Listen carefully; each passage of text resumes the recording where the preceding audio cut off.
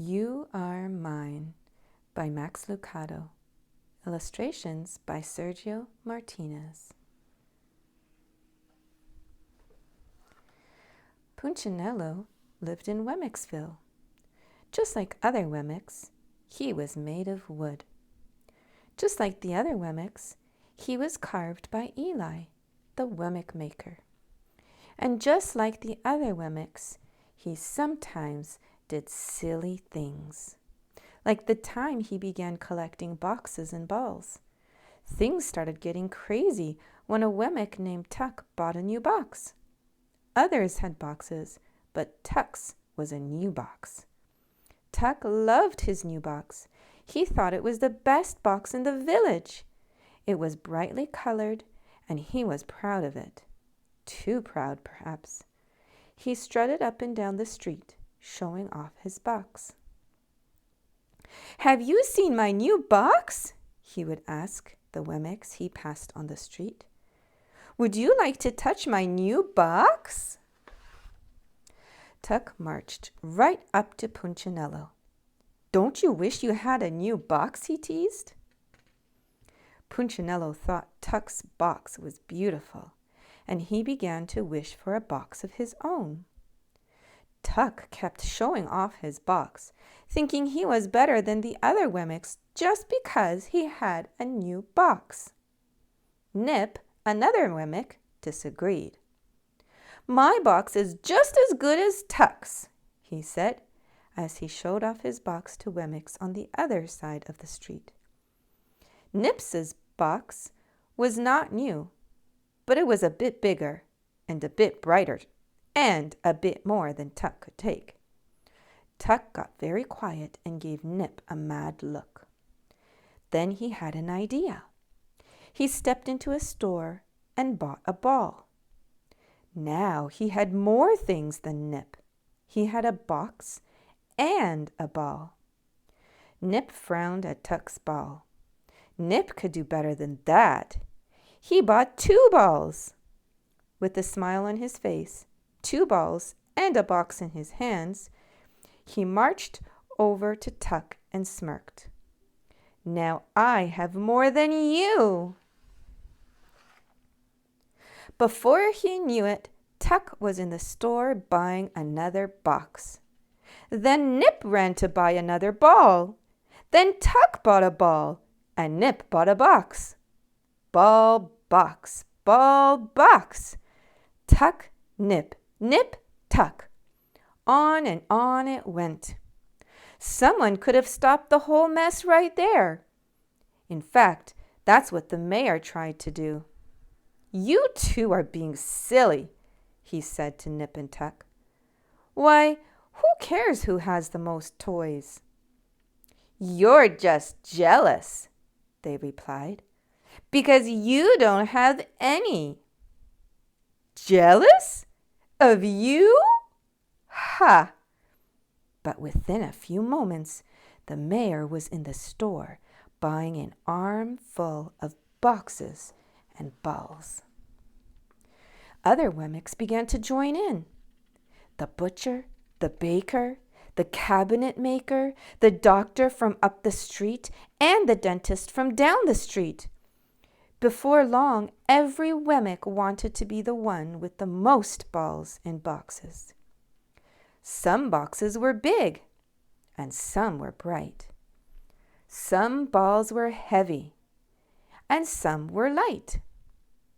Tall people carried them. Small people carried them. Everybody carried them, and everybody thought the same thought.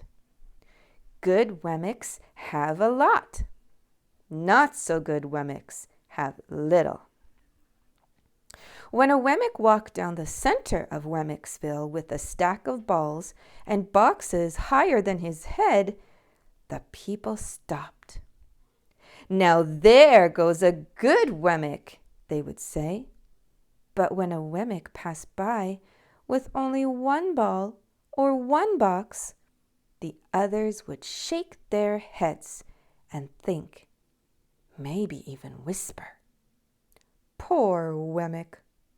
Poor, poor Wemmick!" Of course, Punchinello didn't want to be called a poor Wemmick, so he decided to get as many boxes and balls as he could. He searched through his closet and found one little ball. He dug into his pocket and found enough money for one small box.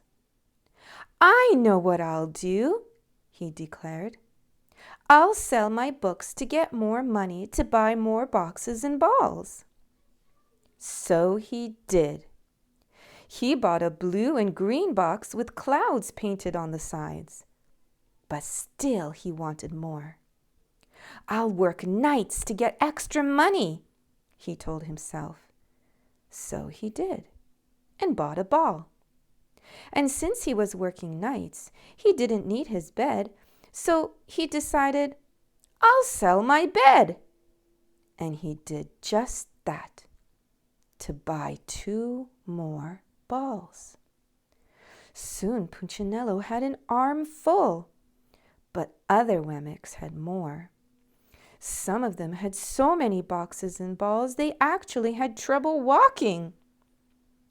"It's hard keeping up with all my balls and boxes," they would say, acting like they were complaining, but really they were bragging. Punchinello wanted to be like these Wemmicks, so he sold more stuff and he worked more hours. His eyes were tired from not getting any sleep. His arms were tired from carrying toys. He couldn't remember when he last sat down to rest. And, worst of all, his friends couldn't remember when Punchinello last came to play.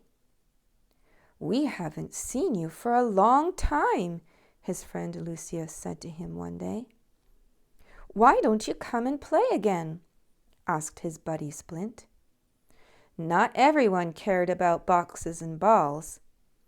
Punchinello's friends didn't, but Punchinello cared more about having boxes and balls than he cared about having friends. "I've got work to do," he would tell them, and his friends would sigh. Punchinello didn't care. He only cared what the other box and ball people thought. And no matter what he did, he couldn't buy enough things to get their attention. Finally, he had an idea. "I will sell my house," he decided. "That's crazy!" cried Lucia. "Where will you live?" asked Splint. Punchinello didn't know, but he didn't care. All he could think about was the boxes and balls he would have with all that money. So he sold his house. He bought boxes and boxes and boxes and balls and balls and more balls. He carried so many toys he couldn't see where he was going. His stack went way above his head. But he didn't mind. So what if his arms ached? So what if he kept walking into walls? So what if he had no friends? He had boxes and balls, and when he passed Wemmicks, they would turn and say, "Wow, he must be a good Wemmick." Punchinello heard them. He couldn't see them, but he heard them, and he felt good. "I'm a good Wemmick," he thought. But then somebody changed the rules. It was the mayor's wife.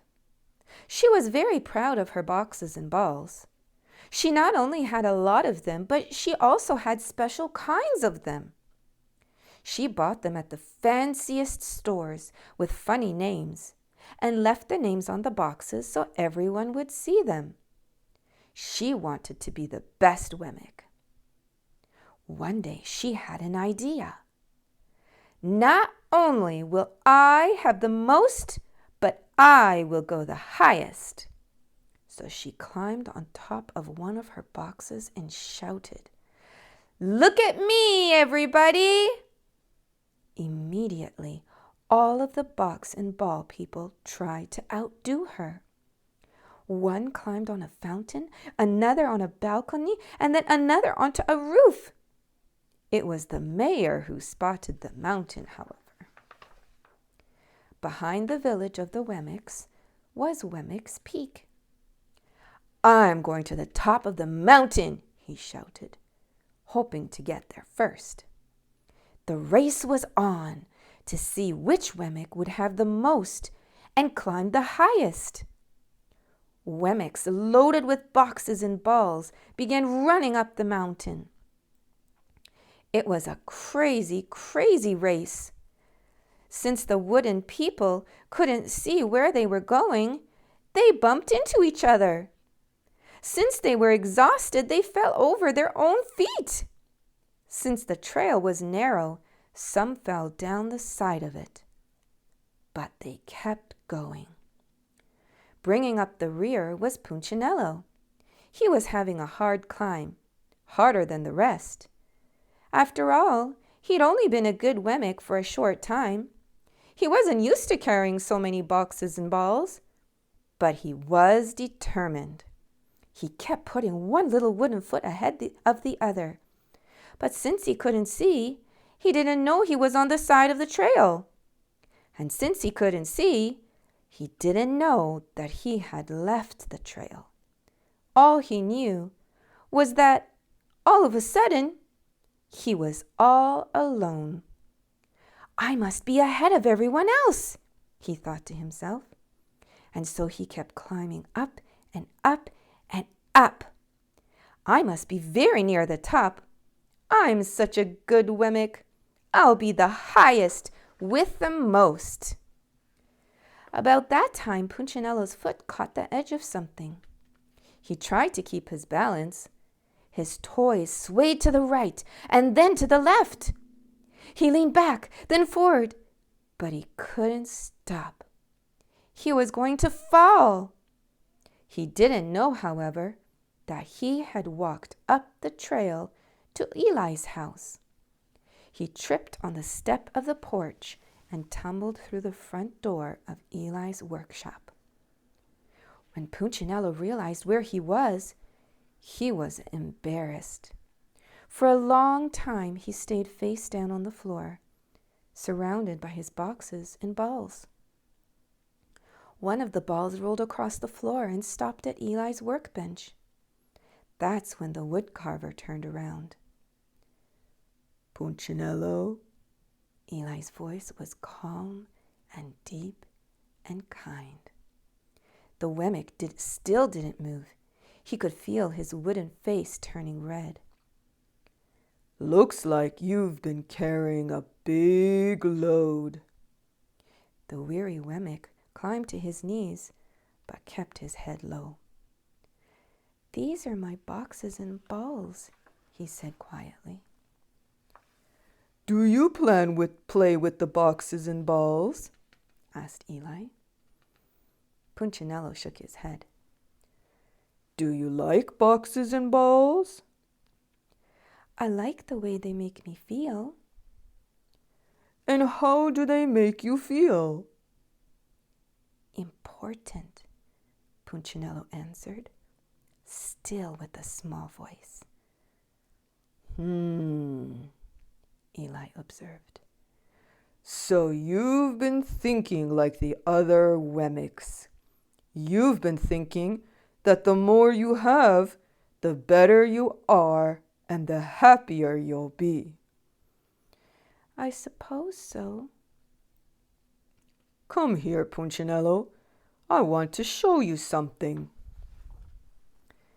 Punchinello lifted his wooden head and looked at Eli for the first time.